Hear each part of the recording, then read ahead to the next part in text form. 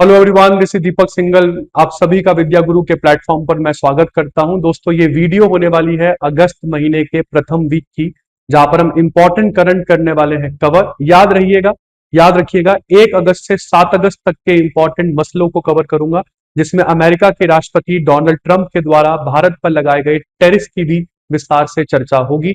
ये वीडियो केवल और केवल आपको आपके एग्जाम के लिए प्रिपेयर करने के लिए मैं बना रहा हूं। एग्जाम स्पेसिफिक करंट अफेयर्स होंगे। अगर आप पहली बार चैनल पर आए हैं तो जरूर सब्सक्राइब कीजिएगा, कोई पैसा नहीं लगता है। वीडियो को लाइक कीजिएगा, अपने दोस्तों के साथ इसको प्लीज शेयर कीजिएगा। And if you are looking for a English medium video of this class, it has already been recorded and uploaded over the platform. और हाँ दोस्तों, अगर एसएससी, बैंकिंग या किसी भी गवर्नमेंट सर्विस की तैयारी के लिए, कोर्स के लिए देख रहे हैं, तो विद्या गुरु is the right option for you.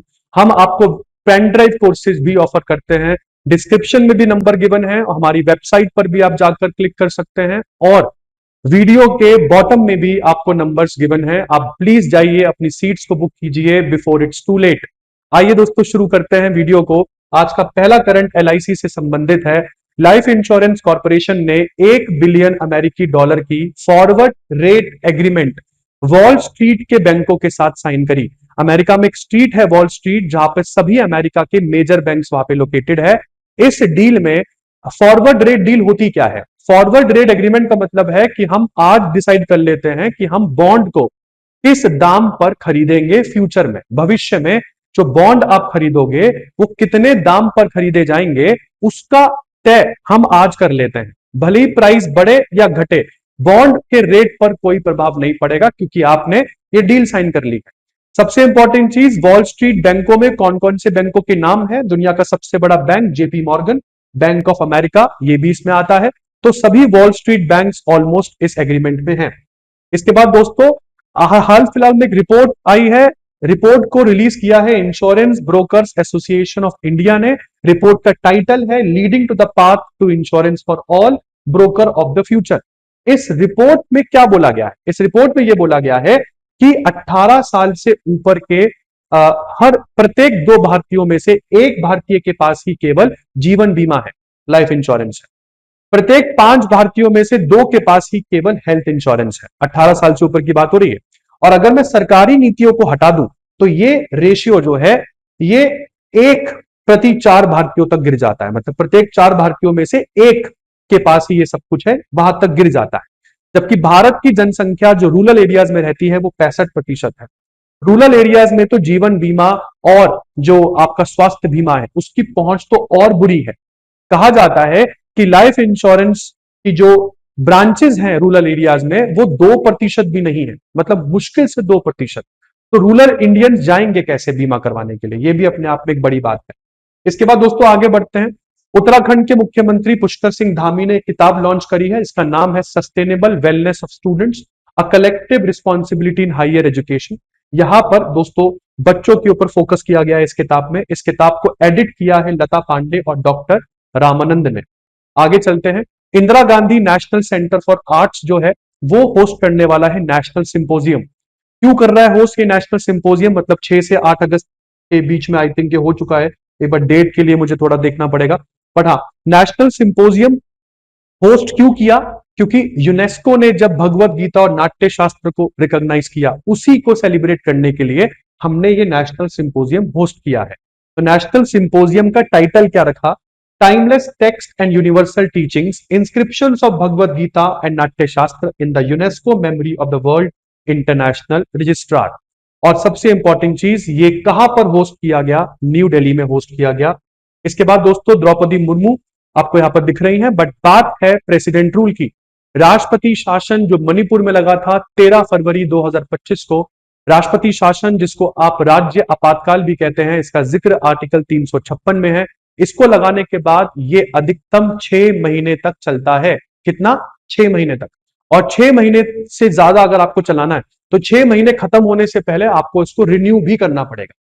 तो रिन्यू कर दिया है, पार्लियामेंट ने रिन्यू कर दिया है। और अब अगस्त 13 2025 को जो ये इमरजेंसी खत्म हो रही थी, इसको और 6 महीने के लिए बढ़ा दिया है। क्यों मणिपुर पर इमरजेंसी लगानी पड़ी? क्योंकि मणिपुर में हिंसा बहुत बढ़ गई थी। कुकी और मैतई, जैसे कि आपको पता है, कुकी और मैतई ट्राइब्स के बीच में जो हिंसा शुरू हुई वो खत्म होने का नाम नहीं ले रही थी। इस वजह से मणिपुर में शांति कायम करने के लिए ये निर्णय लिया गया। इसके बाद भारत बना दुनिया का पहला देश जिसने साइंटिफिकली डेवलप किया है बायो ऑथेंटिकेटेड मोनोफ्लोरल लेवेंडर हनी। तो मोनोफ्लोरल लेवेंडर हनी को साइंटिफिकली डेवलप करने वाला दुनिया का पहला देश बन गया है भारत। और ये किसने किया है? तो ये किया है council of scientific and industrial research की लेबोरेटरी है, Indian institute of integrative medicine. कहां पर किया गया है? जम्मू कश्मीर के पुलवामा में। और प्राइम मिनिस्टर नरेंद्र मोदी ने तो इस पूरे की पूरे इवेंट को पर्पल रेवोल्यूशन का भी नाम दे दिया है। इसके बाद दोस्तों आगे बढ़ते हैं। 1 अगस्त को WWW डे मनाया जाता है, world wide web day. Next important, 1 से 7 फरवरी अगस्त के बीच, सॉरी माफ कीजिएगा, world breast feeding week celebrate होता है। और इस बार के ब्रेस्ट फीडिंग वीक का थीम क्या रहा? Prioritise breast feeding, create sustainable support systems. इसके बाद national payment corporation of India, जिसने 2016 में यूपीआई को लॉन्च किया था। सभी यूपीआई यूजर मेरी बातों को बहुत ध्यान से सुनना, क्योंकि 1 अगस्त से नियम बदल चुके हैं। पहला नियम क्या है? पहला नियम यह बोलता है कि अगर आप किसी भी एप्लीकेशन का इस्तेमाल करके ट्रांजैक्शन चेक कर रहे हैं किसी की, या बैलेंस चेक कर रहे हैं, तो अब ऐसा आप एक दिन में 50 बार से ऊपर नहीं कर पाएंगे एक एप्लीकेशन पर। इसके बाद दोस्तों ऑटो पेमेंट पर आपने बहुत सारी चीजें सेट करी होंगी, है ना। ओटीटी आपके सब ऑटो पेमेंट्स पर चलते हैं, तो वो ऑटो पेमेंट आपकी उस प्लेटफॉर्म को तब होगी जब पीक आवर्स नहीं होंगे, मतलब जब यूपीआई पे रश नहीं होगा। और वो कब कब है?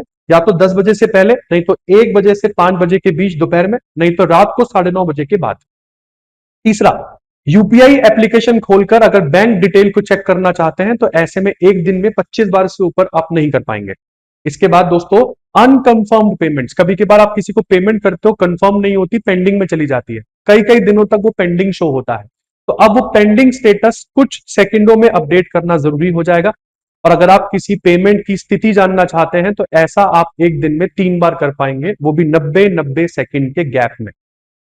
इसके बाद दोस्तों आगे बढ़ते हैं। सरकार ने बताया, फाइनेंस मिनिस्ट्री ने बताया कि 11 पब्लिक सेक्टर बैंकों ने 9,000 करोड़ से ऊपर जो पैसा है वो कस्टमर से वसूल किया पेनल्टी के रूप में। क्यों?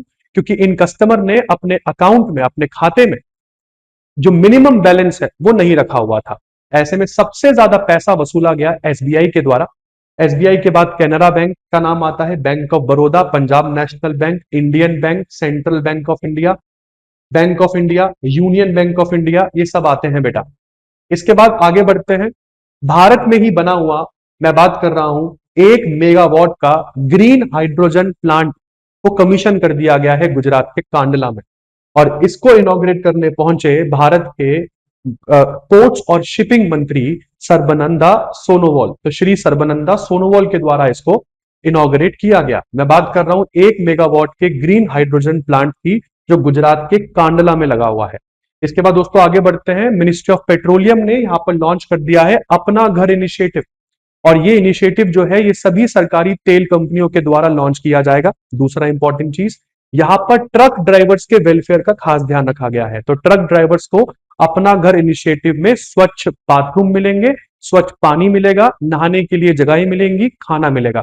तो ये अपने आप में बढ़िया है, मतलब घर जैसा स्वाद इनको दिया जाएगा। इसके बाद यूनाइटेड स्टेट्स ऑफ अमेरिका के बुद्धिमान राष्ट्रपति डोनाल्ड ट्रंप ने भारत पर लगाया 25% टैरिफ, जो 7 अगस्त से हो गया लागू।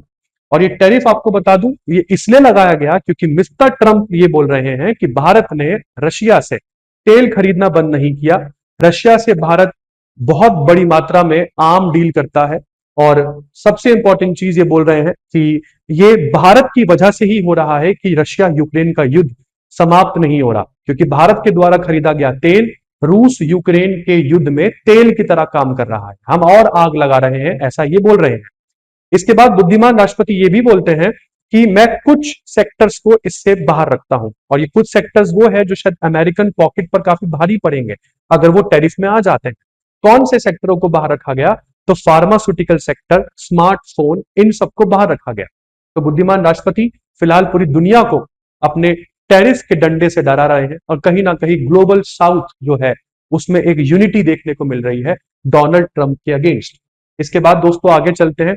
इंडियन नेवी को मिला आईएनएस हिमगिरी, जो कि भारत में बना हुआ एक एडवांस स्टेल्थ फ्रीगेट है। इसको बनाया गया है garden reach ship builders and engineers, Kolkata में।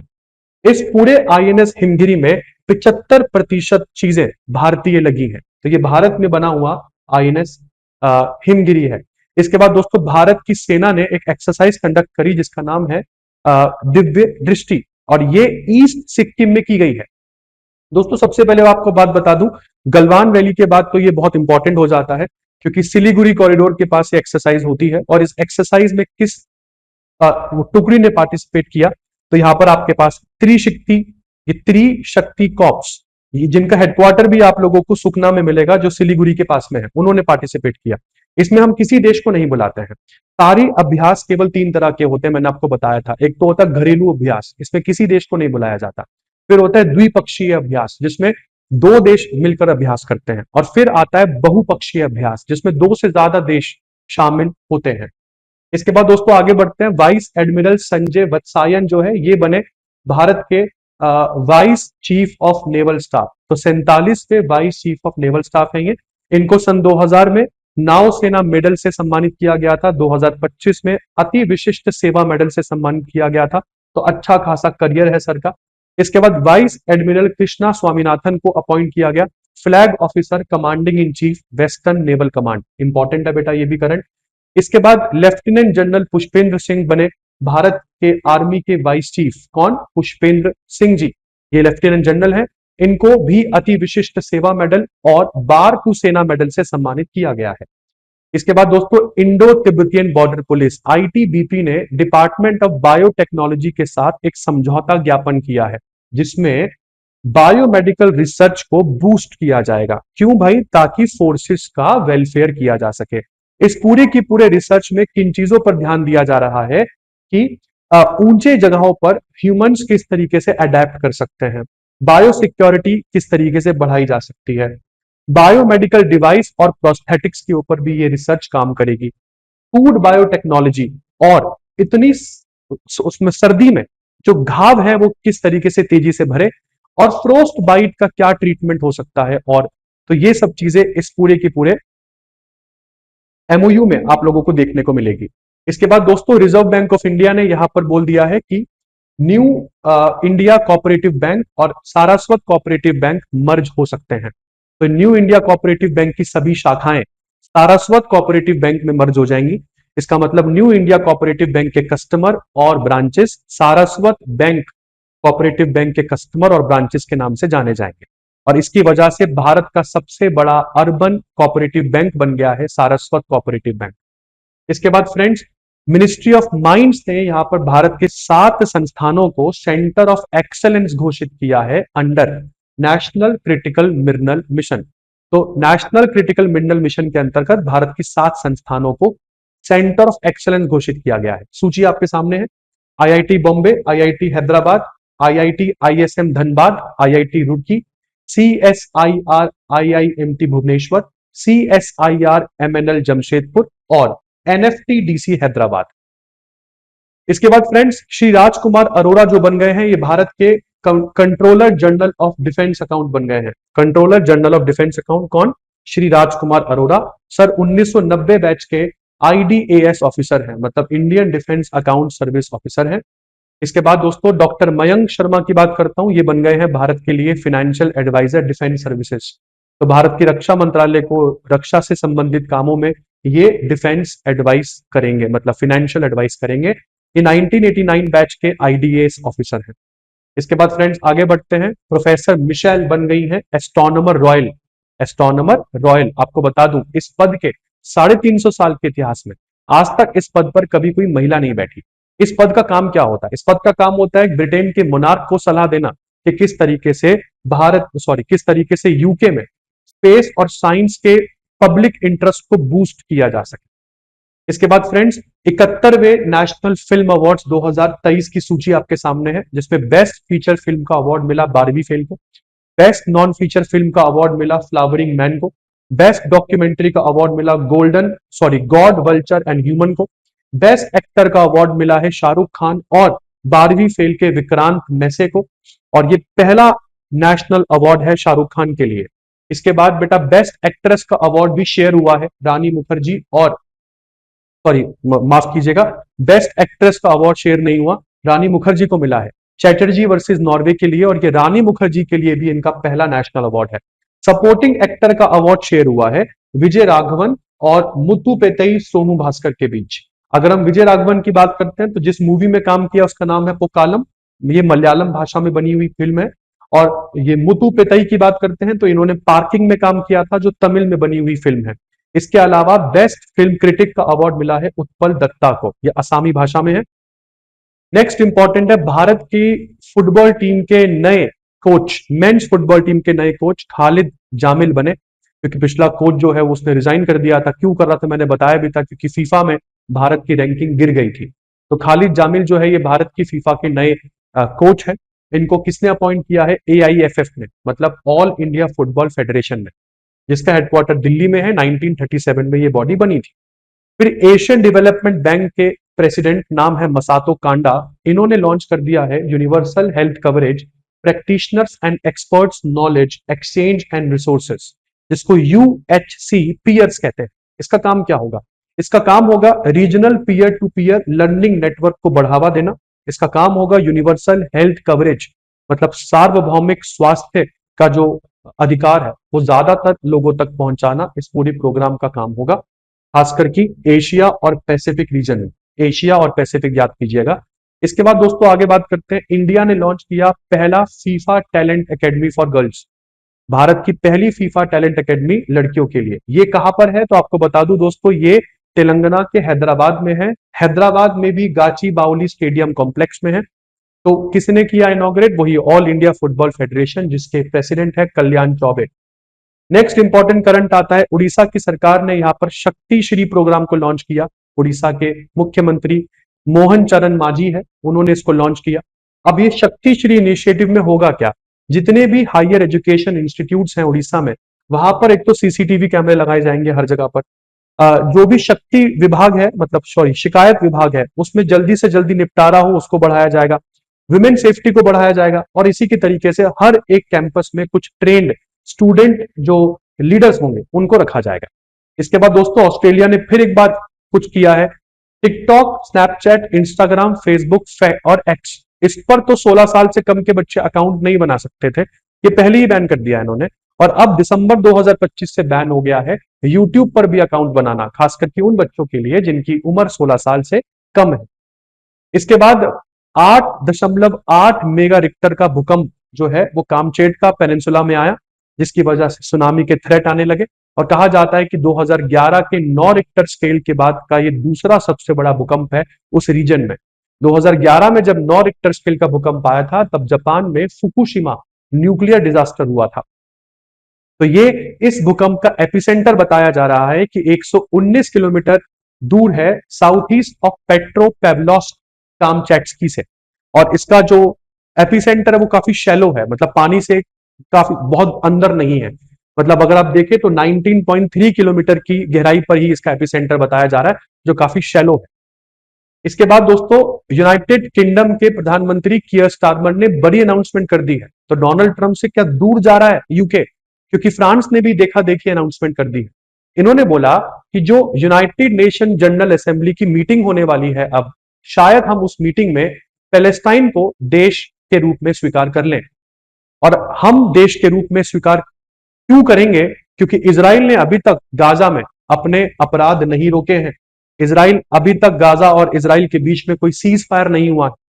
और अगर इजराइल सीज फायर नहीं करता है, वहां पे रिलीफ नहीं पहुंचाता है, तो भाई हम जो पैलेस्टाइन है इसको देश के रूप में स्वीकार करेंगे, ऐसा कियर स्टारमर ने बोला।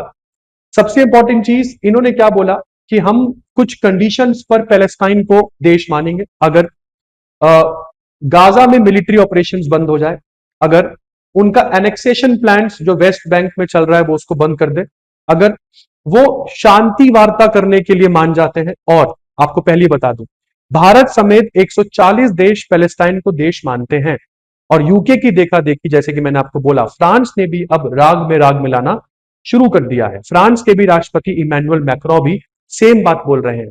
और ये क्यों हो रहा है मैं ये भी आपको बता दूं, जिस तरीके से अमेरिका अपने स्ट्रैटेजिक पार्टनर्स को परेशान कर रहा है, क्योंकि अमेरिका तो भारत को भी स्ट्रैटेजिक पार्टनर बोलता है, बट फिर भी 50% टैरिफ अपने स्ट्रेटेजिक पार्टनर पर भैया कौन लगाता है? तो ये आ गए हैं डोनाल्ड ट्रंप, बुद्धिमान व्यक्ति। कहा जाता है कि इनके लगाए टैरिफ की वजह से 2026 में भारत का एक्सपोर्ट 30% तक कम होगा, जिसकी वजह से भारत को तकरीबन 60.6 बिलियन डॉलर का नुकसान हो सकता है। दूसरी इंपॉर्टेंट चीज यहां पर सुनिएगा, अभी तक भारत और ब्राजील पर सबसे ज्यादा टैरिफ लगाया है इन्होंने 50% का। और ब्राजील के लूला जो है वो तो पहले ही बोल चुके हैं डोनाल्ड ट्रंप को कि आपसे बात नहीं करूंगा, करनी होगी तो अमेरिका, आपसे बात नहीं करूंगा, करनी होगी तो मैं प्राइम मिनिस्टर मोदी या चाइना के राष्ट्रपति शी जिनपिंग से बात करूंगा। क्यों बोल रहे हैं ये? क्योंकि वियतनाम पर 20% टैरिफ, बांग्लादेश पर 18%, इंडोनेशिया, मलेशिया, फिलीपींस पर 19%, जापान, साउथ कोरिया पे 15-15% टैरिफ लगाया आपने। तो क्या दुश्मनी है भैया आपकी भारत और ब्राजील से? तो ये बहुत इंपॉर्टेंट चीज है और ये वो सारे सेक्टर है जिसको टैरिफ से बाहर रखा गया है, क्योंकि बुद्धिमान व्यक्ति जानता है कि इसको टैरिफ पर लगा दिया तो फिर ऐसे में अमेरिका जो नागरिक है वो सड़क पर आ जाएंगे। क्योंकि इलेक्ट करने से पहले तो हवन हम भी कर रहे थे ना डोनाल्ड ट्रंप को जिताने के, अब क्योंकि जीत गए हैं तो अब हमें पछतावा हो रहा है। आगे बढ़ते हैं दोस्तों, नीति आयोग ने यहां पर एक इंडेक्स लॉन्च किया है, सूचकांक। नाम क्या है इसका?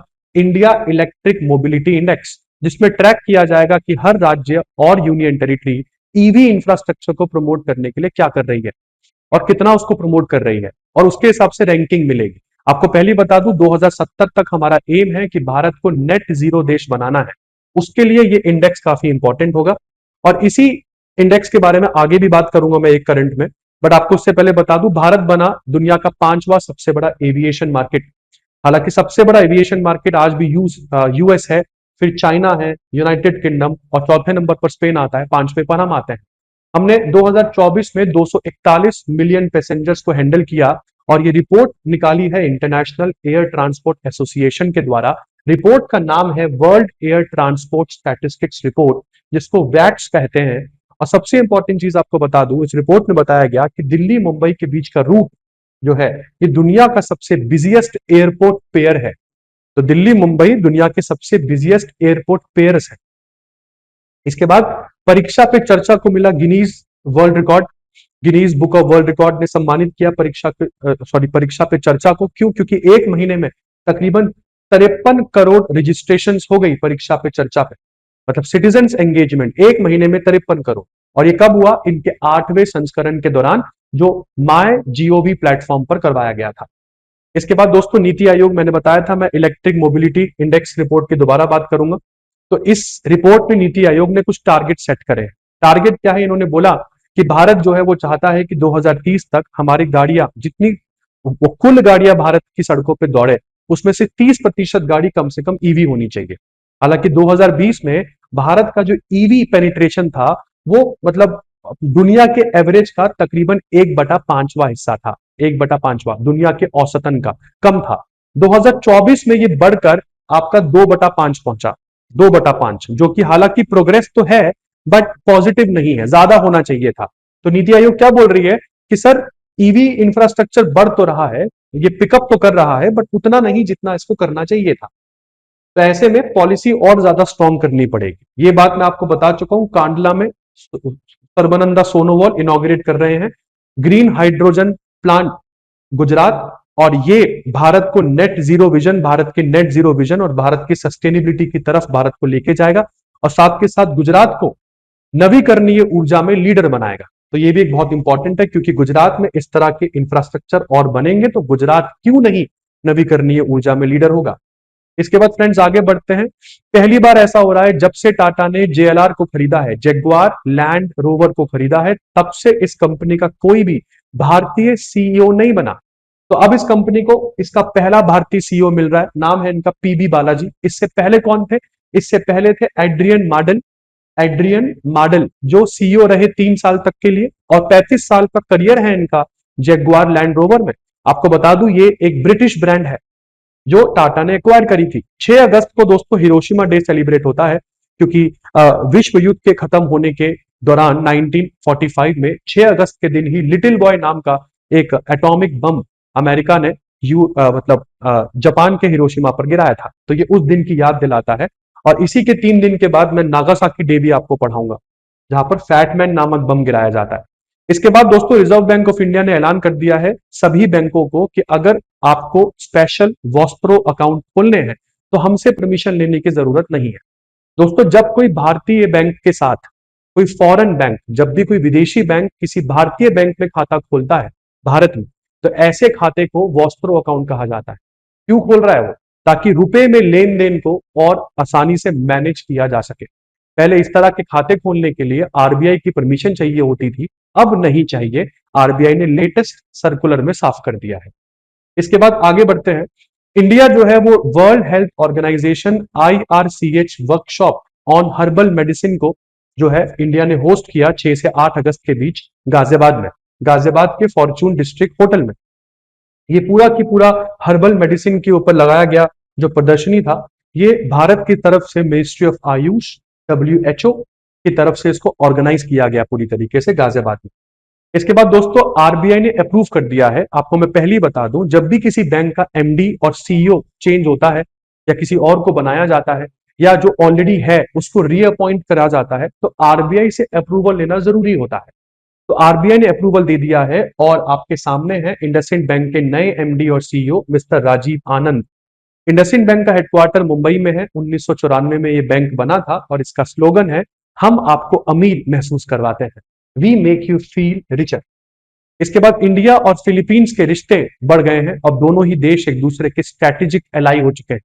यह ऐलान तब हुआ जब फिलीपीन के राष्ट्रपति फर्डिनेंड मार्कोस भारत की यात्रा पर थे और इस पार्टनरशिप की वजह से दोनों देशों के बीच में defence, maritime security, trade, development, person to person exchange, ये सब बढ़ेगा। फिलीपींस के साथ हम लोगों के राजनयिक संबंध 1949 में स्थापित हुए थे। इंडिया और फिलीपींस दोनों ही कॉलोनियलिज्म से तड़पे हुए देश हैं, तो हम लोगों का past democratic values almost match करती। और इसी के साथ इंडिया की लुक ईस्ट पॉलिसी जो आज की डेट में एक्ट ईस्ट पॉलिसी है, उसको भी एक निर्णायक पॉलिसी बताया जा रहा है आज इस हिस्टोरिक एग्रीमेंट के पीछे। इसके बाद आगे बढ़ते हैं दोस्तों। गुजरात बना भारत का टॉप स्टेट जिसने सबसे ज्यादा एक्सपोर्ट किया, सबसे ज्यादा। कितना? 2024-25 की रिपोर्ट पे अगर आपको बताऊं तो 9.83 लाख करोड़ का एक्सपोर्ट किया है गुजरात ने, according to federation of Indian export organisation, जो कि हमारे भारत के कुल निर्यात का 26.6% है। बहुत है भाई साहब। और इसके बाद आखिरी करंट आज का 7 अगस्त नेशनल हैंडलूम डे के रूप में इसको सेलिब्रेट किया जाता है। और दोस्तों इसी के साथ खत्म होती है आज की ये वीडियो। आई होप आपने अंत तक वीडियो देखी होगी, मजा आया होगा। और जैसे कि मैं बार बार बोलता हूं, मैं करंट अफेयर्स केवल और केवल एग्जाम स्पेसिफिक से बनाता हूं ताकि आप लोगों को आपकी ड्रीम जॉब जल्दी से जल्दी मिले। एग्जाम के करंट अफेयर्स में कभी अटके नहीं आप लोग। पहली बार चैनल पर थे तो प्लीज लाइक कीजिएगा, अपना प्यार दिखाइए, कमेंट सेक्शन खुला है आपके लिए, आपके प्यार के लिए। और दोस्तों अगर आज तक एसएससी बैंकिंग के लिए पता नहीं कर पाए हैं कि कहा जाए, किधर कोचिंग ले, तो दोस्तों विद्या गुरु से अच्छा नहीं है कुछ।